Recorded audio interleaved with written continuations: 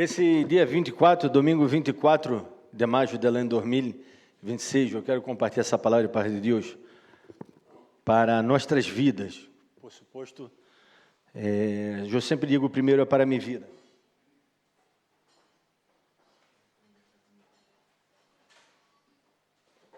Justo na madrugada, eu quando desperto para ir ao banho, depois não... Que dormi tão bem, graças a Deus.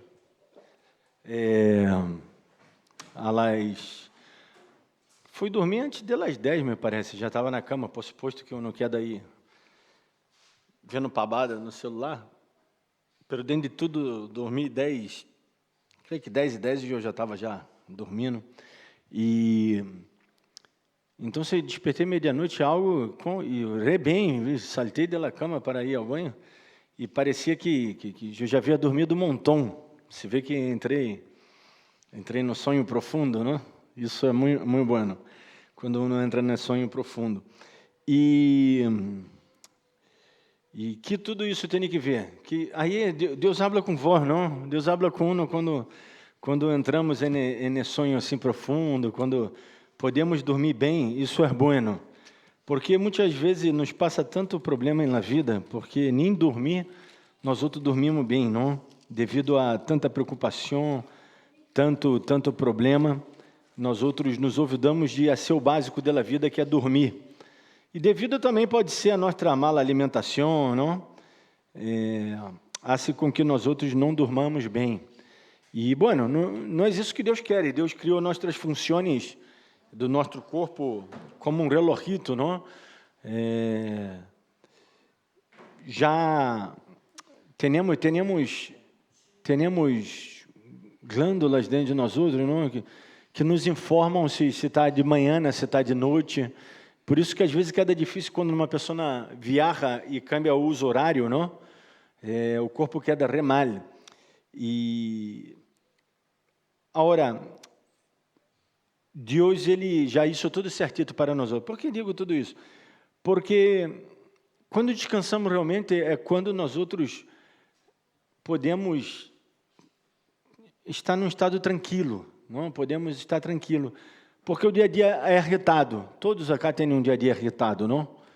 Salvo alguns que já estão tranquilos, jubilados, já têm os dias mais tranquilos. Pero igual já passaram por dias difíceis. Todos nós outros já hemos passado por dias difíceis e dias fáceis e dias menos difíceis, não? Pero a verdade é que nós outros nesse afã do dia a dia buscamos sempre essa libertar. E o que é ela libertar, não? Poderíamos filosofar um pouco acerca dela libertar. Vocês que dizem que ela libertar. Bueno, mejor não digam nada. Por quê? Porque depois eu vou dizer, não é isso, a libertar. Pero deixar que eu puse cá alguns filósofos, não? Aunque eu vou predicar a Bíblia, não vou predicar sobre filosofia. Pero o Senhor nos ha hecho livre, não? E nós outros estamos muito presos a tudo isso, todavia, a todo o problema da vida, coisas que não nos deixam, problemas estes, problemas estes que não nos deixam descansar, e se não descansamos, não metabolizamos bem, e nossa vida vai começando a entrar numa roda sem fim, e quando vamos a ver, estamos estressados, estamos enojados, estamos lastimados, estamos mal, estamos enojados, não sei porquê. Às vezes, não passa a vocês, ou só passa a mim. Às vezes eu estou enojado, estressado, não quero ver a cara de nadie. O que? Todos os dias? Minha mulher diz todos os dias. Está um pouco lá pabada, está um pouco coisa assim. Então, se algo deve estar me estressando, não? Alguém. Onde está minha mulher? Onde está minha irmã? Desapareceu. Não ore para que desapareça o problema, não? Porque vó mesmo pode desaparecer, de que sabe, não? Pode ser o problema. Pero, então, se não quedamos muito mal, não? Por quê? Por causa disso, de que não podemos descansar, porque já começamos a entrar numa roda sem fim, que é um pouco da falta de confiança em Deus. E justo hoje me compreendo, e um texto que muito me gusta é o Salmo 139, não? E é um texto que me hablou muito a minha vida, toda a minha vida em si, e não sei por que na madrugada me acordei dele. Pero eu relacionei na hora, porque me quedei pensando, não podia dormir, me quedei pensando no texto e relacionando em minha mente. Eu não queria agarrar o telefone, porque se agarrar o telefone para escrever, eu disse, bueno, se eu me ouvido, Deus, já está, me ouvidei. Pero se eu me acordo, eu vou predicar sobre isso. E me acordei, e relacionava ele com Romanos 6, que é um texto que vamos ler também, Romanos 6, do 18 ao 22, e Salmo 139. São os dois textos básicos para essa predicação. Pero, eu dizia, não, hablando de la libertad, Jesus nos ha chamado a libertar e nos ha hecho livres. Pero não somos totalmente livres, não. O que é a libertar em si? Ou seja, o que é ser livre? Vê que os filósofos, às vezes, já pensavam um pouco como a definição de Jesus, que Jesus define para nós outros na Bíblia, como a Bíblia nos ensina, não? Por exemplo, Epicteto, muito tempo antes de Jesus, não? Ele dizia, a verdadeira esclavitud é a ignorância, e ela apego a paixões como o meio e o desejo. A paixão como meio. Não quer dizer que não podemos ter paixões. Todos nós outros teremos paixões. Não? Agora, época de Copa do Mundo, a gente está louco, está apaixonado, não? E querem impor tudo de celeste branco e tudo mais. Tá bem, porque é Copa do Mundo. Se um dia normal, o tipo fantasiado de... Imagina, se vai ver uma pessoa toda celeste e branca na casa num dia normal, vai dizer, isso nem também. Não. Que joga Argentina? Não, não joga. Então, o que passou com esse chavão? Nós outros vamos pensar que ele está louco, não? E é muito normal pensar que ele está louco, porque isso seria uma loucura, isso seria uma paixão exacerbada. Como diz a Epicteto, a ignorância. Por quê? E Jesus nos ensina isso, não? Que ele não ignorar a palavra de Deus, o que a palavra de Deus nos tem para ensinar, e eu já vou ler. Primeiro, estou agarrando visões que consideramos mundanas, que para mim não tem nada de mundano. Seguramente Deus inspirou esses tipos nesse momento, porque isso acá é o que diz a palavra de Deus, não? E o que foi escrito depois, todavia, de lo que eles disseram, por suposto que antes também, se buscamos na Bíblia, tanto em Provérbios, tem muita ensinança acerca disso, não? Principalmente Provérbios, que habla que Provérbios, na verdade, foi uns 500 anos antes dos primeiros filósofos de Grécia, não? Ao menos documentar e começar todo. Imagina já com Salomão, que foi um homem que Deus dotou a ele toda a sabedoria, não? No outro dia eu ia predicar sobre Salomão, que eu justo havia escutado na rádio, eu digo, que lindo, é verdade. Que Salomão pediu sabedoria a Deus, não poderia ter pedido qualquer coisa, mas ele pediu sabedoria. Então, Epicteto diz isso, pero há outros, Sartre diz, ser livre não é hacer o que uno quer, sino querer o que uno hace. Não? Nós outros generalmente traduzimos lá libertar, jogo o que quero, não? Principalmente quando saímos aí de la puberdade e entramos aí, salimos não, entramos na puberdade, salimos de lá niñez, aí entramos adolescente, aí jovem, temos muito essa mente de que hago o que quero. E vocês fazem o que querem acá todos os dias? E se fazem, são pessoas muito responsáveis, não? E dizia não hacer o que eu quero, eis o que me hace livre. Não hacer o que eu quero é o que me hace livre. Porque se eu hago o que eu quero, que vai passar? Serei escravo de minhas próprias decisões, não? Então, se eu não hacer o que nós outros queremos, e sim estarmos apoiados na palavra de Deus, a ser o que Deus quer, é o que nos vai a ser realmente livres. O que passa é que nossas vidas, às vezes, quedamos presos a isso. E mirar aqui, filósofos antigos, mirar o que diz Spinoza, afirmava que a verdadeira liberdade não é o que queres, sino entender por que o que queres, para que não seja escravo de impulsos inconscientes. Todos estão falando de los impulsos, não? Todos, de certa maneira, estão falando de um mero capricho, a ser o que eu quero, por um mero capricho, os niños fazem o que querem, viste? Os niños não têm pudor. Por isso que na escola, o que mais ensina as maestras, principalmente nos primeiros siglos, não? Tanto jardim como o primeiro ciclo da primária, do primeiro e terceiro grado, é o que? É conduta, são normas para que... As pautas de convivência, claro, as normas de conduta, porque quando o ninho já está estabelecido e é um PIB que pode sentar e escutar a maestra falar, então ele já é um tipo que pode ser ensinado, não? Porque imagina, salvo os ninhos que têm alguma disfunção de nascimento, alguma discapacidade, salvo os ninhos que têm tudo isso que dizima hora, TDAH e toda classe de enfermidade, que há tanta coisa agora, não? Em nossa época, quizá, não tinha tanto, ou seja, sempre houve, não? Pero nós outros atuavam de uma maneira diferente. Não estou dizendo que estava certo naquela época e agora está mal, não. Estava mal naquela época, pero hoje também está mal. Devemos buscar um equilíbrio mais grande. Não, pero eu não vou predicar sobre isso. E agora sempre estamos falando de que estamos pensando, não? O que é a liberdade realmente? Kant sostenía que a liberdade consiste em actuar guiado por la razão e la moral, em lugar de ser dominado por nossos desejos ou caprichos, que é mais do mesmo que digo os outros e do que estamos falando. Rousseau, a obediência à lei que uno mesmo se ha prescrito é libertar, não? Também está falando a lei que uno mesmo se ha prescrito, está falando de uma forma moral. Agora, antes de ler o Salmo 139, vamos a ler Romanos, o que diz Pablo aos Romanos, no capítulo 6, no versículo 18, diz assim, acerca dessa lei, não? E libertados del pecado, vinistes a ser servo de la justiça. Ou seja, ao final nós outros sempre somos servos, não? Nós outros somos escravos por amor, a la graça de Deus, ou somos escravos del pecado. Não temos opção. E la libertar é ser escravo.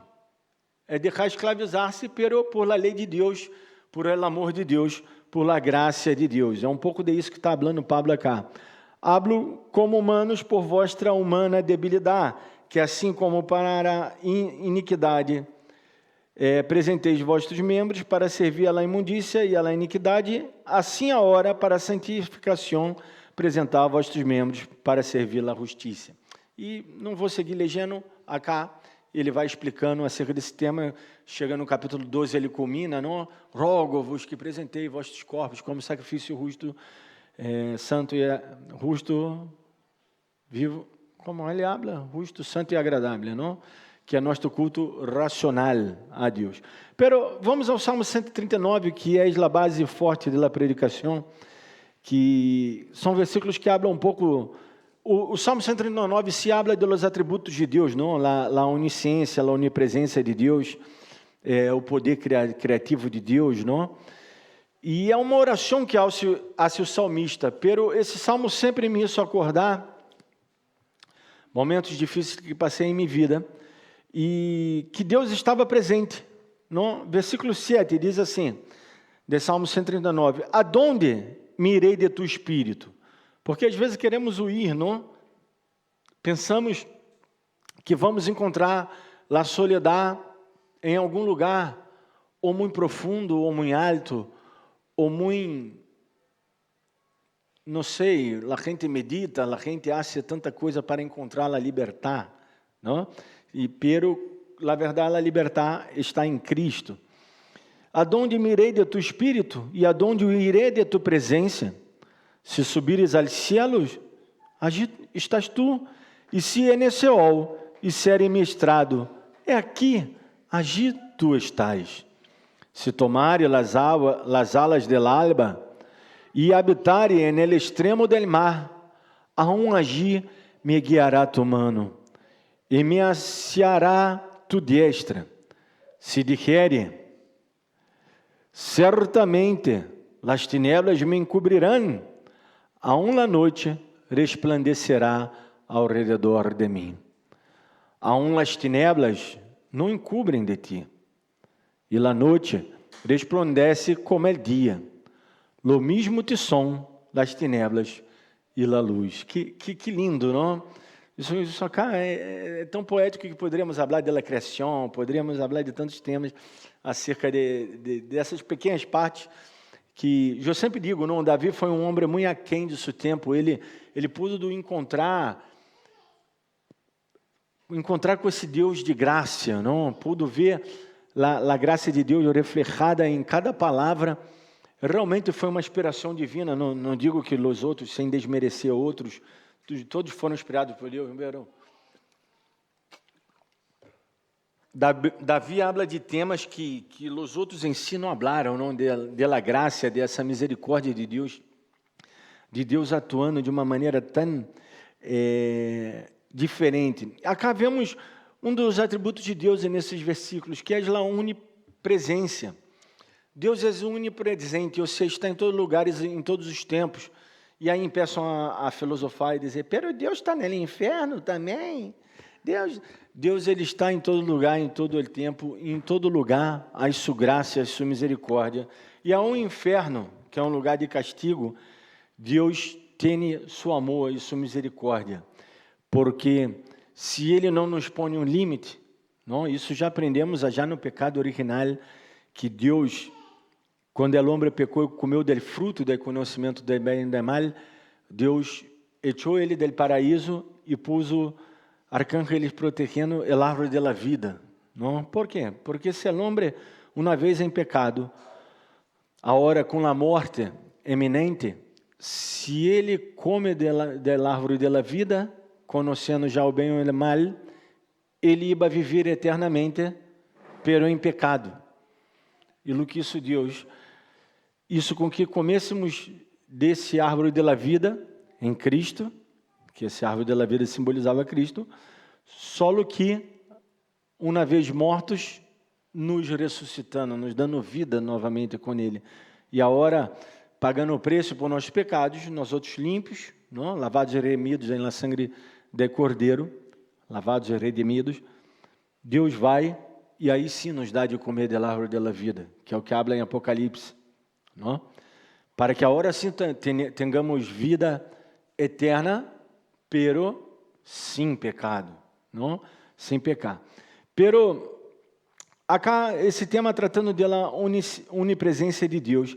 E às vezes nos sentimos solos, e às vezes nos sentimos tristes, nos sentimos desanimados, desesperançosos, e problemas, por suposto, nos vai passar onde nos dói mais quando nos passa o problema? Onde? É no trabalho?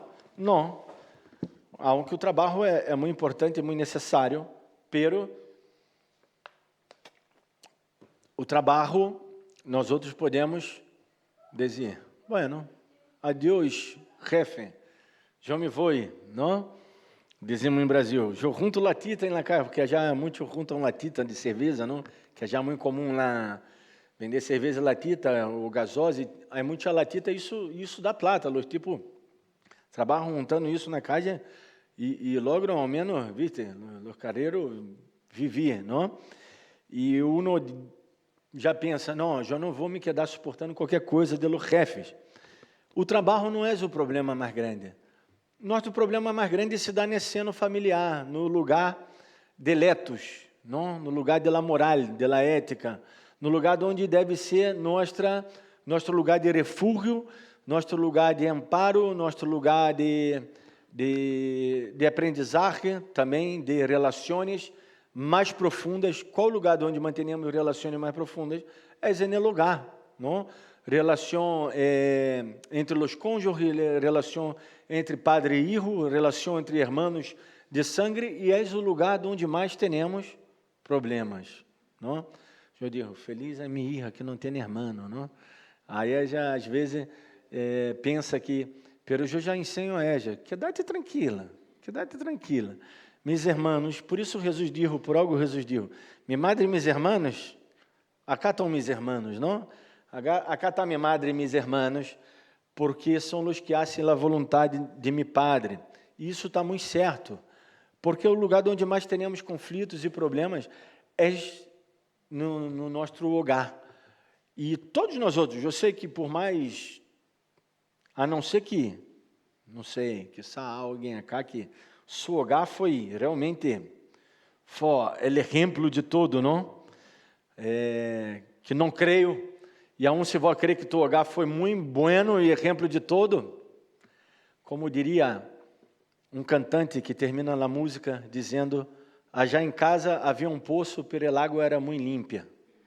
Essa metáfora que ele usou em sua poesia, depois ele teve que explicar isso, não? Porque os reporteiros perguntavam a ele: "Pero que quer dizer? Minha casa tinha um poço, pero el agua era muito limpia." E o papai dele era militar, não? Na época dos militares, e ele era roqueiro, imagina, não? Totalmente transgredia e gostava de punk, que era um rock mais, não? Um gênero mais difícil, e todavia, ele tipo era homossexual, então o que sobrava a ele? Não sobrava mais nada na vida, não? Porque o padre era muito correto, e era um alto rango já, já nas Forças Armadas em Brasília, e o que ia sobrar para ele? Não? Usar essa metáfora para dizer que era muito perfeita a casa dele, tinha uma lei era muito restrito, tudo arregladito. Quando eu vou em uma casa que está tudo arregladito, eu já desconfio muito da gente da casa. Tudo arregladito, irmão, não pode estar em tua casa. Também quando está tudo desordenado, também está mal, não? Os excessos, os extremos, não? Se está tudo desordenado, habla mal também de uno, não? Minha casa está mais ou menos, não? Depende da mirada do observador. Depende da mirada do observador. Não? Como diria lá a física quântica, não? Quando você não sabe o que dizia que a física quântica diz. E aí você já sali bem. Pero quem disse isso foi um dos mais grandes expertos em física quântica, não? Pero é uma realidade. A mirada do observador hace cambiar o objeto observável. O objeto já cambia porque depende de nossa mirada. E mirar que a Bíblia já dizia isso, não? Jesus dizia: tu mirada, não? De onde está tu tesouro, está tu coração, tu mirada. Como é tu mirada, assim vai ter tu cosmovisão do mundo. Foi o que Jesus disse já no Sermão da Montanha, capítulos 5, 6 e 7. Então, o tema central é essa onipresença de Deus e nossa búsqueda desenfrenada por ser livres. A predicação, o título eu até pus, não ser livres. E não sei se pus com interrogação, não sei se é uma interrogação, se é uma afirmação, se é uma exclamação. É um grito, ser livre. Nós outros queremos libertar. Não, amanhã se celebra em Argentina a libertar, não? E queremos ser livres e celebramos libertar, pero quedamos a la vez escravos de nossas decisões. E eu dizia que passa sempre o pior e o que nos marca mais, o que nos define mais em nossas vidas, que termina moldeando e sendo o que somos. Eu digo termina por quê? Porque é o que passa. Pero eu não digo que és. Nós outros não somos nossos traumas. Nós outros não somos frutos de decisões de nossos pais, nossos familiares, nossos irmãos, nossa mala convivência, nossa casa desordenada. Não somos frutos disso diretamente. Não somos isso. Somos frutos disso porque nos tornamos essa pessoa que vem toda com uma carga genética, ideológica e de traumas, pero não somos isso. Não temos que estar definidos aí como os científicos o que fazem, não catalogam, caracterizam, definem as coisas e não podemos. Isso não é nossa definição. Nossa definição é o que a palavra de Deus diz que somos. Somos novas criaturas, lavados e remidos em la sangue de Cordeiro, e somos livres do pecado, como dizia Pablo em Romanos, pero agora escravos da graça de Deus, da justiça de Deus, imputada em nossas vidas. Isso é o que nos define. Nós outros somos servos do Senhor, somos como diz essa frase maravilhosa, não real, somos real sacerdócio, real, não? Povo adquirido, comprado por Deus, por meio de sua maravilhosa graça, para para hacer obras magníficas, para seguir as obras de Jesus Cristo, que Ele ha empeçado em nossas vidas. Então, esse Salmo 139, nessa parte, diz que não podemos huir da presença de Deus, não? Aunque tu vimos no mais alto, no mais profundo, não? Na escuridão, já usa aquela metáfora dizendo, na escuridão, la luz e la tinebra, dá tudo igual para Deus, tudo é o mesmo, porque Deus habita em todo lado, em todo lugar. E Deus estava em nossas vidas quando nós estávamos em nosso lugar, quando tudo nos ha passado, Deus sempre estuvo. Porque se Deus estava, pastor, é pior todavia que vai me diga isso. Porque se Deus estava, porque Ele deixou que... Deus deixa que nos passe qualquer tipo de coisa. Por quê? Porque Deus não interfere no fenômeno natural. Existe algo que se chama natureza. Algo que é natural, nós outros somos natureza. Muita graça. Nós outros somos naturais. Temos carne, temos sangue, sentimos calor, sentimos frio. Nós outros também crescemos, não? Nós outros envelhecemos, nós outros cambiamos de células, nossa célula morre, outra nasce nova, cambiamos de pele, cambiamos de pelo, não? Nós outros somos naturais, somos natureza. E Deus não interfere no processo que Ele mesmo ha proposto e ha edificado esse processo. A janela Edém, quando Ele disse, no Edém, digo, já no começo, em Gênesis, não? No Edém Ele já havia terminado esse processo, já estava radinho hecho. Pero, em la criação, que Ele disse, floresca cada planta de seu gênero, de sua espécie, cada animal, haga o que tem que ser, tudo o que é natural, e é o ser humano também. Então, se Deus não interfere nesse processo, se nos ha passado algo de ninho, é por quê? Porque, quizá nossos padres, por mais bons que foram, nesse momento não puderam nos ajudar, ou não estavam com nós outros, ou porque confiaram em alguém que esse alguém foi malo, não? Um exemplo doi. Pero, por que nos ha passado coisas malas? Porque há pessoas malas, porque o mal está. Não tem que ver com Deus. Agora, Deus sempre está sanando o nosso interior e nos dando uma palavra como esta, não? Que eu reflexionava em la madrugada, de quanto Deus, analisando, e de quanto Deus ha tratado em minha vida, e por suposto, por ende, em la vida de todos os irmãos, porque Deus ha tratado em nossas vidas.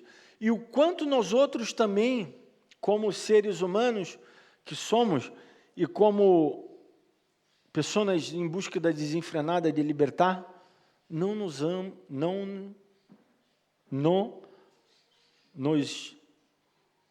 dimos conta de que Deus está em toda a situação de nossas vidas. Nos olvidamos do Salmo 139, de que Deus está, aonde eu tomar as alas del alba, já quando o sol está nascendo, já, ou se pondo no mar, depende do lugar que vou estar. E se vou vai já no extremo do mar, no lugar ermo, não? Aí um lugar aí, o ponto Nemo, não? Em Inglaterra, que está mais seca, o lugar mais seco que está é a estação espacial, que está a 400 quilômetros. Não, 400 mil? Não, 400 quilômetros, são 400 quilômetros, claro, porque 400 mil metros, são 400 mil metros, 400 quilômetros. 400 quilômetros de altura, está lá a estação espacial, e é o ponto mais cercano de algum ser humano, não? Da Terra, que esse ponto, né, mar. Todas as outras partes estão lejanas. Imagina esse ponto, se eu vou aí, Deus está aí. Não há onde eu escapar da presença de Deus. E muitas das vezes nós outros estamos fazendo tanta